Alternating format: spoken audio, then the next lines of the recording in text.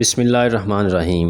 मोअज़्ज़ज़ नाज़रीन इकराम, अस्सलामु अलैकुम। पोर्नोग्राफ़ी असर हाज़िर का एक बहुत बड़ा नासूर है और ये वो जहर है जिसका कोई तरियाक दरियाफ्त नहीं हो सका। लोगों के रवैये और अंदाज़े ज़िंदगी इसकी बदौलत जिनसी खुदगर्जी की बींट चढ़े हैं। हम अक्सर औक़ात ये सोचते होंगे कि आखिर यह खेल कब शुरू हुआ, इसका तारीख़ी पस मंज़र क्या है, इसके वजूद के बुनियादी महर्रकात क्या हैं और आज की तारीख़ में इसमें कैसी जिद्दत लाई जा रही है, और यही आज की हमारी इस वीडियो का मौजू होगा। लेकिन वीडियो आगे बढ़ने से पहले मेरी आपसे इल्तमास है कि मेरे इस यूट्यूब चैनल को लाजमी सब्सक्राइब करें। तो शुरू करते हैं आज की अपनी इस वीडियो को।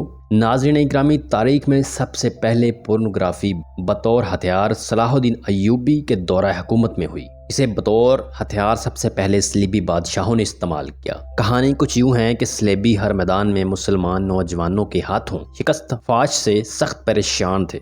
इस्लामी अफवाज सलेबी जमीयत और मुतहदा कुव्वतों पर भारी साबित हो रहे थे। सलेबियों का सोच का धारा इस वक्त बदला जब 1.5 लाख मुसलमान फौज ने बहर-ए-कनूस के साहलों पर 15 लाख सलेबी जंगजू लाशों का ढेर कर दिया। इस मौका पर मुतहदा सलेबी फौजों का बादशाह रोनाल्ड फूट फूट कर रोया और आखिरकार उसने एक बड़ी मीटिंग का इनकाद करवाया। इस मीटिंग में मुस्लिम और सलेबी अफवाज का मुआवजा किया गया। मालूम हुआ कि मुसलमान रात भर सजदों में रोते हैं और दिन भर मैदानों की ललकार होते हैं। इनके अंदर एक दुनियाबाद है जिसे वो ईमान कहते हैं। यही ईमान अल्लाह इन्हें दुनिया के हर खौफ और डर और लज्जत परस्ती से बहुत ऊपर और इन्हें बेहतरीन जंगजू बनाए रखता है, जबकि सलेबी फौज रात भर जना की महफलों और दुनिया के रंग रलियों में मशगूल रहते हैं। लिहाजा दुनिया छोड़कर एक नए जहां का खौफ इन्हें शिकस्त से दो चार करता है। नाज़रीन इकरामी, इसके अलावा दौरान जंग मुसलमान फौजियों की आंखों से जो वहशत टपकती है वो सलेबी कुव्वतों पर खौफ तारी करती है। इसके साथ नारे तकबीर की फलक शुगाफ सदाएं और मुसलमानों का अपना अपना जगह पर फौलाद बन जाना भी सलेबियों के लिए एक मसला बन गया था। सलेबियों की इस तारीखी मीटिंग में हरमन नामी इंटेलिजेंस ऑफिसर भी मौजूद था। ये वो शख्स है जिसने सलेबी तारीख में मुसलमानों को सबसे ज्यादा नुकसान पहुंचाया है। ये नहायत शातिर और ज़हीन और फतीन शख्स था। इसने मुसलमान और सलेबी नौजवानों की नफ्सियात पर बात करते हुए वाज़ह किया,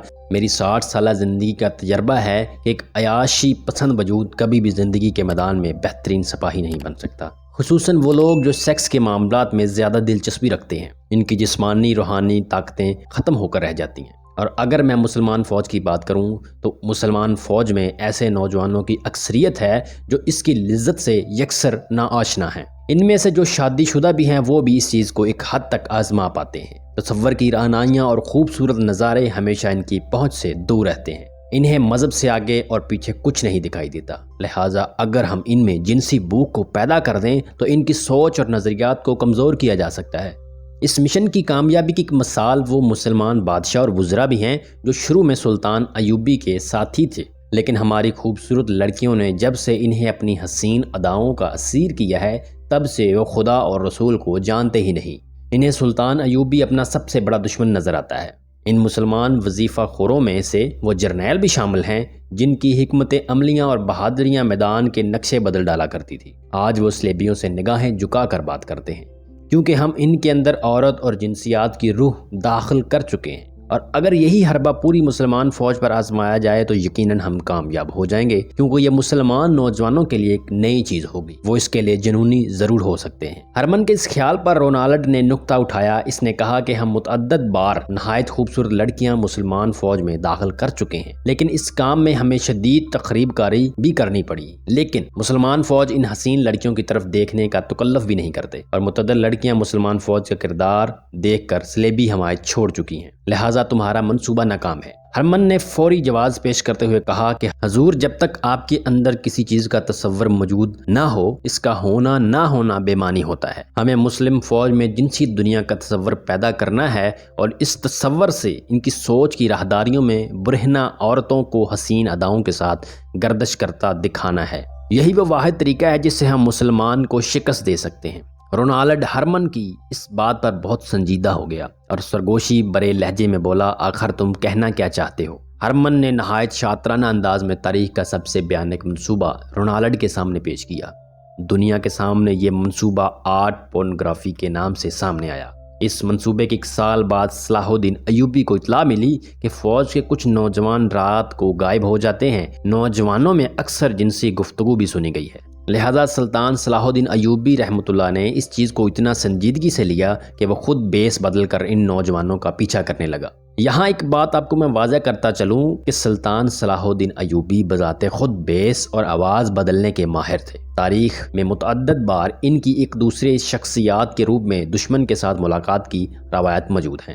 دوستو، فوج کے کچھ نوجوانوں کی پر اسرار حرکتوں پر صلاح الدین ایوبی خود ان کے پیچھے گئے تو معلوم ہوا کہ فوجی قیامگاہ سے کچھ فاصلے پر ایک قافلہ رکا ہے جو بظاہر مسلمان ہیں، لیکن ان کے پاس فحش تصویروں کے کچھ نمونے موجود ہیں۔ جب سلطان رحمۃ اللہ علیہ نے وہ تصاویر دیکھی تو دنگ رہ گئے۔ ان میں ایسی منظر کشی کی گئی تھی کہ کوئی بھی نوجوان اس سیکس کے لیے جنونی ہو سکتا تھا۔ اس دوران سلطان صلاح الدین ایوبی کو دمشق اور مصر کے دیگر شہروں سے اطلاعات ملی کہ شہر میں فحش تصویروں کے کعبہ خانے کھل گئے ہیں، لہٰذا جنسی اشتعال انگیزی تصاویر دکھائی جا رہی ہیں اور نوجوانوں کو جنسیات کی باقاعدہ تعلیم دی جاتی ہے۔ ساتھ یہ بھی لکھا تھا کہ مسلمان نوجوان بڑی تیزی سے اس برائی کی طرف مائل ہو رہے ہیں۔ سلطان صلاح الدین ایوبی نے فوری اپنی جنگی پیش قدمی روکی اور اس پورنوگرافی کے اس نسور کے خلاف محاذ کھولا۔ اس حوالے سے سلطان صلاح الدین ایوبی نے ایک تاریخی تقریر میں کہا کہ ہر قوم کی طاقت اس کا اچھا یا برا کردار ہوا کرتا ہے۔ دشمن ہماری اصل طاقت کا اندازہ لگا چکا ہے، اب وہ سامنے کی جنگ کبھی نہیں ہارے گا، اس لیے دشمن اب ہماری قومی کردار پر حملہ آور ہوا ہے، کیونکہ ضروری نہیں کہ جنگ میدانوں میں ہو، جنگ سوچ اور رویوں کی بھی ہو سکتی ہے۔ جو قوم اس پر غالب آ جاتی ہے وہ فتح یاب ہوتی ہے۔ خواتین و حضرات، اس صلیبی انٹیلیجنسی آفیسر ہرمن ایک نہایت ذہین اور شاطر انسان تھا، اور اگر آپ پوری صلیبی تاریخ کا مطالعہ کریں تو یہ آپ کو شخص پوری تاریخ میں چھایا ہوا نظر آئے گا۔ صلیبی جب ہمت ہار چکے تو اس شخص نے ان میں جان ڈال دی۔ اس کے منصوبے پر عمل کرتے ہوئے دنیا کے مشہور مصور اور منظر نگاروں کو منہ مانگی قیمت پر خریدا گیا۔ ان سے ایسی فحش تصویر کشی کروائی گئی کہ دیکھ کر نظریں ہٹانا مشکل ہو جاتا تھا۔ وہ سیکس جس پر لوگ ایک حد تک توجہ دیتے تھے پھر اسے بے حد سوچنے لگے۔ صلیبی بادشاہوں نے جب اپنے اس منصوبے کو 100% کامیاب ہوتے دیکھا تو اپنی کتابوں میں اس کا تذکرہ بڑی شان سے کیا۔ اگرچہ صلاح الدین ایوبی نے اس زہر کو مارنے کی پوری کوشش کی، لیکن اس مسئلے کا پوری طرح ادراک نہ ہو سکا، کیونکہ اس زہر کے اثر کو دیکھتے ہی حسن بن صباح کے فرقے نے اسے بطور ہتھیار اپنایا۔ صلیبیوں نے اس آرٹ گرافک کی نئی جدتوں پر مانگ کی۔ یوں حسن بن صباح کی پہاڑوں میں بنائی ہوئی پر اسرار جنت میں ایک اور ہتھیار کا اضافہ ہوا۔ اس دوران صلاح الدین ایوبی بیت المقدس کی فتح کے بعد چل بسے۔ صلیبی اپنا دم خم کھو چکے تھے، لیکن ان کا تیار کردہ زہر آرٹ پورنوگرافی مسلسل فحاشی کے جراثیم پھیلاتا رہا۔ یوں صدیاں بیت گئی، زمانے کے رنگ ڈنگ بدل گئے، کئی ثقافتیں آئیں اور مٹ گئیں، اور آخر کار 18ویں صدی کا سورج طلوع ہوا۔ یہ وہ صدی ہے جب سائنس کے علم میں انقلاب کی فضا پیدا ہونا شروع ہوئی، نئی جدتیں اور نئی منزلیں روشن ہو رہی تھیں۔ 18ویں صدی کے شروع میں پورنوگرافی پر ایک بار پھر نئے انداز میں کام شروع ہوا۔ اس بار پورنوگرافی کے لیے لکڑی کا استعمال ہوا۔ اس کے علاوہ درختوں کو بھی کاٹ چھان کر جنسی عضو کی طرح بنا دیا گیا کہ فرانس میں ہوئے اس تماشے پر لوگوں کا ہجوم لگ گیا۔ لوگ بے پناہ دلچسپی سے لکڑی کے بنے جنسی سامان اور درختوں پر ہوئی زیادتی دیکھنے جوک در جوک آ رہے تھے۔ اس لیے اس بیماری کا جن مشکل کا شکار ہو گیا، لیکن یہ مسئلہ اس وقت مسئلہ نہ رہا جب 1863 میں پرنٹر ایجاد ہوا۔ اس ایجاد کے ساتھ ہی برہنہ تصویریں بھی بھرپور پلے کارڈز اور جنسی خاکے لوگوں کے ہاتھوں میں آ چکے تھے۔ 1871 میں جنسی تصاویر بلیک اینڈ وائٹ رزلٹ میں پوری شدت کے ساتھ مارکیٹ میں آ چکی تھی۔ ان مارکیٹوں میں فرانس کی مارکیٹ سب سے آگے رہی۔ ناظرین گرامی، 1876 میں ویڈیو کیمرہ ٹیکنالوجی منظر عام پر آئی۔ اس ٹیکنالوجی میں ویڈیو کیمرہ 1 منٹ میں 60 تصاویر کو کیپچر کرتا تھا، پھر ان تصاویر کو چرخہ نما مشین پر ایک بڑے رول بنڈل کی صورت میں چڑھایا جاتا، پھر اس چرخے کو ہاتھ سے چلایا جاتا۔ اس سے تصویر اتنی تیزی سے گھومتی تھی جیسے ویڈیو پلے ہو رہی ہو۔ اس طریقہ عمل کو آگے چل کر ٹی وی ٹیکنالوجی میں استعمال کیا گیا۔ آج جو ہم حرکت کرتی اور زندہ محسوس ہوتی HD ویڈیوز دیکھتے ہیں، دراصل یہ ہزاروں تصاویر کا مجموعہ ہوتی ہے، جو اس تیزی سے اور صفائی سے پلے ہوتی ہیں کہ ہمیں تصاویر حرکت کرتی نظر آتی ہیں۔ دوستو، ویڈیو ٹیکنالوجی کے وجود میں آتے ہی یورپی ممالک میں فلم سازی انڈسٹری کا ابتدائی ڈھانچہ بننا شروع ہوا۔ اس کے ساتھ ہی تاریخ میں پہلی بار باقاعدہ پورن انڈسٹری کا آغاز ہوا۔ پہلی پورن فلم 1895 میں ریلیز ہوئی۔ اسے لو میئر برادرز انڈسٹری نے پہلی بار عوامی نمائش کے لیے فرانس میں پیش کیا۔ اس کے ڈائریکٹر مسٹر البرٹ کرچز تھے۔ پہلی پورن فلم 16 منٹ کی تھی جس میں ایک عورت کو برہنہ انداز میں ہوش ربا ادائیں دکھاتے ہوئے پیش کیا گیا۔ نہایت افسوس کے ساتھ یہ بات کہنی پڑ رہی ہے کہ یہ فلم نہایت منافع بخش ریکارڈ کے ساتھ مقبول ہوئی۔ اس کے ساتھ ہی سیکس کی خواہش ضرورت سے زیادہ بڑھ کر جنون میں بدل گئی۔ یورپ کی گلی کوچوں میں لوگ بےہودہ مذاق اور چھیڑ خانی کرنے لگے۔ یہی وہ چیز آگے چل کر یورپی ثقافت کا حصہ بن گئی۔ 19ویں صدی کے آغاز میں کیمرہ ٹیکنالوجی میں مزید تیزی آئی۔ منظر پہلے سے زیادہ صاف اور معیاری ریکارڈ ہونے لگے۔ اس کے ساتھ فرانس اور دیگر یورپی ممالک نے سرکاری سطح پر پورن تھیٹر کھول دیے، جہاں پورن اداکاروں کی پیداوار کا سلسلہ شروع ہوا۔ ناظرین اکرامی، 1920 تک یورپی تہذیب پورنگرافی کے زہر میں ڈوب چکی تھی۔ عوام سرعام سڑکوں کو بیڈ روم بنائے اپنا شوق پورا کرنے لگی۔ ساحل سمندر عیاشی کے اڈے بن گئے۔ میاں بیوی ایک دوسرے کی ذمہ داریوں سے بھاگنے لگے۔ 1970 میں پورنوگرافی کا زہر برصغیر میں داخل ہونے لگا۔ پہل یہ صرف تصاویر پر مشتمل تھا اور ایسی ویڈیو دکھانے کے لیے یورپی کمپنیز نے پاکستان اور بھارت میں پورن سینما کی اجازت چاہی۔ اس کے جواب میں صرف انکار ہی نہیں کیا گیا بلکہ پورنوگرافی کو باقاعدہ ایک جرم قرار دیا گیا۔ دوسری طرف یورپی ممالک میں سیکس ویڈیوز کی ڈیمانڈ کم ہونا شروع ہوئی کیونکہ ایک ہی سین ہر فلم میں دکھا کر عوام بور ہونے لگی۔ دوسرا، بذات خود ان کا معاشرہ اتنا آزاد ہو چکا تھا کہ ویڈیو دیکھنے کی ضرورت روز بروز کم ہونے لگی۔ اس صورتحال سے پریشان ہو کر پورن انڈسٹری نے پورنوگرافی کے نئے انداز پر کام کرنے کے بارے میں سوچا۔ یوں پورن کیٹیگری پروجیکٹ کا آغاز ہوا۔ پورن کیٹیگری پروجیکٹ میں سیکس کو کئی اقسام میں تقسیم کر دیا گیا۔ ہر قسم کا اپنا ایک منفرد انداز ہوتا اور اگر آج ہم کسی پورن ویب سائٹ کو اوپن کریں تو ہمارے سامنے ایک لسٹ اوپن ہو جاتی ہے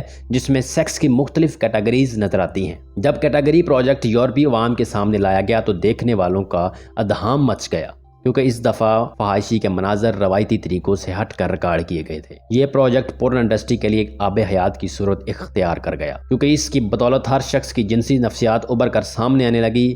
ایک شخص دھواں دار جنسی مناظر کے بجائے ریلیکس پورن دیکھنا پسند کرتا ہے تو اس کے لیے الگ کیٹیگری موجود ہو گئی اور یقیناً 5 سال بعد وہ ریلیکس پورن دیکھنا ہی پسند کرے گا۔ یوں ہر شخص کی جنسی خواہش کے مطابق اسے پورنوگرافی کا نشہ ملنے لگا۔ 1980 میں VCR ٹیکنالوجی برصغیر میں عام ہوئی۔ اگرچہ 70 کی دہائی میں کمپیوٹر بھی پاکستان میں اکا دکا کا جلوہ گر ہو چکے تھے لیکن عام لوگ اس سے ناآشنا تھے، لہٰذا لوگ پردہ سکرین سے ہٹ کر VCR کی طرف متوجہ ہوئے اور اس دوران پاکستان فلم انڈسٹری بھی پوری شان سے ابھر کر سامنے آئی۔ یورپی ممالک نے جب ایشیا لوگوں کا VCR کی طرف رجحان دیکھا تو ان کی آنکھوں میں لالچ کی چمک پیدا ہوئی۔ یوں فحش فلمیں پاکستان، بھارت اور دیگر ایشیائی ممالک میں بلیک ہو کر بکنے لگی۔ 1998 میں پورن انڈسٹری نامعلوم ہاتھوں میں چلی گئی۔ پہلے یہ صرف جنسی کاروبار کے طور پر استعمال ہوتی تھی لیکن پھر اسے پوری دنیا کی جنسی دہشت گردی کے لیے چنا گیا۔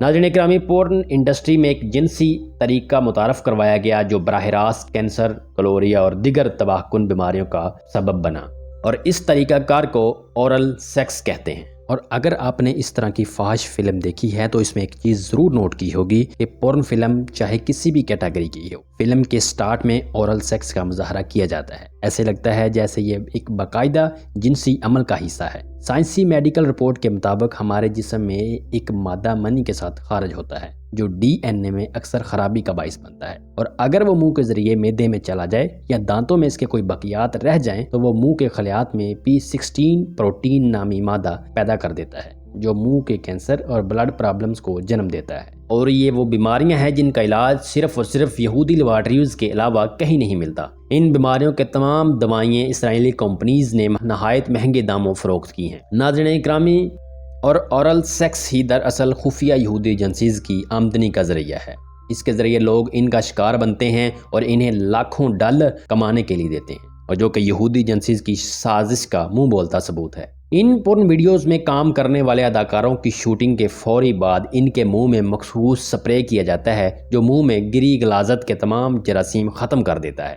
ہمارے عام علماء کا خیال ہے کہ پورن ویڈیوز صرف مسلمانوں کے خلاف بطور ہتھیار استعمال ہوتی ہے اور یہ حقیقتاً ایسا نہیں ہے۔ یہودی ایجنسیز کا ٹارگٹ پوری دنیا کے مذاہب ہیں کیونکہ تمام مذاہب ان کے انتہا پسندی نظریات کو ہر صورت رد کرتی ہے۔ یہودی نہایت مہارت سے شاطرانہ چال چلتے ہیں اور ایک ایسے منصوبے پر کام کر رہے ہیں جنہیں ون ورلڈ آرڈر کہتے ہیں، یعنی ایک ایسی دنیا جہاں کسی خدا کا تصور نہ ہو، جہاں کوئی تہذیب نہ ہو، جہاں کوئی قانون نہ ہو، بس ایک ہی اصول ہو اور وہ یہ ہے کہ یہودی غلامی۔ اس مشن کی تفصیلات بہت دکھی اور چشم کشاں ہیں۔ بس اتنا کہوں گا کہ پوری دنیا پر یہودی راج کے لیے آج وہ ہتھ کنڈا آزمایا جا رہا ہے جو آج کی تاریخ میں ممکن ہے۔ لوگوں کو ہر طرف سے جنسی، نفسیاتی، سیاسی، سماجی اور مذہبی غرض ہر طرف سے پھنسایا جا رہا ہے اور ہم لوگ بے خبر پھنس رہے ہیں۔ دوستو، 20ویں صدی کا سورج طلوع ہوا۔ ایشیا میں ابھی دھندلائے معیار کی ویڈیو ٹیکنالوجی کا دور ختم نہیں ہوا تھا، جبکہ یورپی ممالک میں ایچ ڈی ٹیکنالوجی منظر عام پر آ چکی تھی۔ ہالی ووڈ فلم انڈسٹری بے مثال فلمیں پروڈیوس کر رہی تھی۔ اس کے علاوہ یورپی ممالک انٹرنیٹ کی ٹیکنالوجی سے بھرپور فائدہ اٹھا رہے تھے، جبکہ پاکستان میں پہلی بار انٹرنیٹ سروس 1992 میں آئی۔